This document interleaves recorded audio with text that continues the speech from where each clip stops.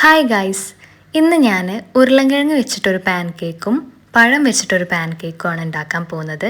അപ്പോൾ ആദ്യമായിട്ടാണ് എൻ്റെ ചാനൽ കാണുന്നുണ്ടെങ്കിൽ ഒന്ന് സബ്സ്ക്രൈബ് ചെയ്ത് സപ്പോർട്ട് ചെയ്യണേ. നമുക്കപ്പോൾ വീഡിയോയിലേക്ക് കിടക്കാം. ആദ്യം ഉണ്ടാക്കി നോക്കുന്നത് ഉരുളൻകിഴങ്ങ് പാൻ കേക്കാണ്. അതിനായിട്ട് ഒരു ബൗൾ എടുക്കുക. അതിലേക്ക് ഞാൻ ഒരു ഉരുളൻകിഴങ്ങ് മാത്രമാണ് എടുക്കുന്നത്, കാരണം എനിക്ക് കുറച്ചേ ഉണ്ടാക്കുന്നുള്ളൂ അതുകൊണ്ടാണ് അങ്ങനെ. വലിയ പാൻ കേക്കൊക്കെ വേണമെന്നുണ്ടെങ്കിൽ അതിനനുസരിച്ച് നിങ്ങൾക്ക് ഒരു ഉരുളൻകിഴങ്ങ് കൂടി കൂടുതലെടുക്കാം. എന്നിട്ട് വീഡിയോയിൽ കാണുന്ന പോലെ ഈ ടൂൾ വെച്ചിട്ട് ഇതുപോലെ നല്ല ചെറിയ സ്ലൈസസ് ആയിട്ട്, ഇത് പിന്നെ കുറച്ച് ചതഞ്ഞു പോയിട്ടുണ്ട്, എന്നാലും ഇതുപോലെ ഇങ്ങനെ സ്ലൈസസ് ആക്കി അതിലേക്ക് കുറച്ച് ഉപ്പ്, അതുപോലെ കുറച്ച് കുരുമുളക് പൊടി ഇട്ട് മിക്സ് ചെയ്തിട്ട്, പിന്നെ നമ്മളെ മെയിൻ ഇൻഗ്രീഡിയൻ്റ് ആയിട്ടുള്ള ഈ കോൺഫ്ലോർ ഇട്ട് കൊടുക്കുക. ഞാനിവിടെ ഒരു 2 ടീസ്പൂൺ കോൺഫ്ലോറാണ് ഇട്ട് കൊടുക്കുന്നത്. എന്നിട്ട് ഇട്ട് കഴിഞ്ഞാൽ ഇതുപോലെ ഒരു നല്ല രീതിയിലൊരു എന്താ പറയുക, കുഴമ്പ് രൂപത്തിൽ നല്ലൊരു മിക്സ് ആവും. ഒരു പാൻ എടുത്ത് അത് ചൂടാക്കി കുറച്ച് ഓയിൽ ഒഴിച്ചെടുക്കുക. ഞാനിവിടെ ഒലീവ് ഓയിലാണ് എടുത്തിട്ടുള്ളത്. നിങ്ങളുടെ കയ്യിലുള്ള ഓയിൽ ഏതാണോ അതെടുത്താൽ മതിയാവും. അപ്പോഴത്തേന് ഞാനൊരു പ്ലേറ്റും സോസൊക്കെ എടുത്ത് സെറ്റ് ചെയ്തിട്ടുണ്ട്. അങ്ങനെ പാനിൽ വട്ടത്തിൽ നമ്മൾ പാൻ കേക്ക് റെഡി ആക്കിയിട്ടുണ്ട്.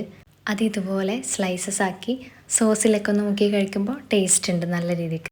അപ്പോൾ ഇതുപോലെ ഈവനിങ് ഉണ്ടാക്കാൻ പറ്റിയ മറ്റൊരു റെസിപ്പി നമുക്ക് നോക്കാം. ബനാന വെച്ചൊരു പാൻ കേക്കാണ് ഇനി ഉണ്ടാക്കാൻ പോകുന്നത്.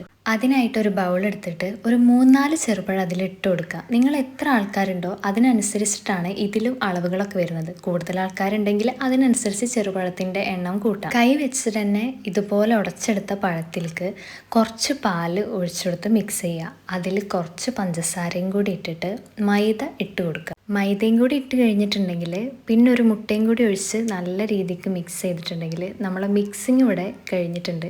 ഇനി പാനിലിട്ട് നമുക്ക് ചൂടാക്കിയെടുത്താൽ മാത്രം മതി. പാനിൽ ഞാനിവിടെ വേറെ ഓയിലൊന്നും സ്പ്രെഡ് ചെയ്യുന്നില്ല കേട്ടോ. ഇത് ഓയിലൊന്നും ഇല്ലാതെ തന്നെ നല്ല വൃത്തിക്ക് കിട്ടും.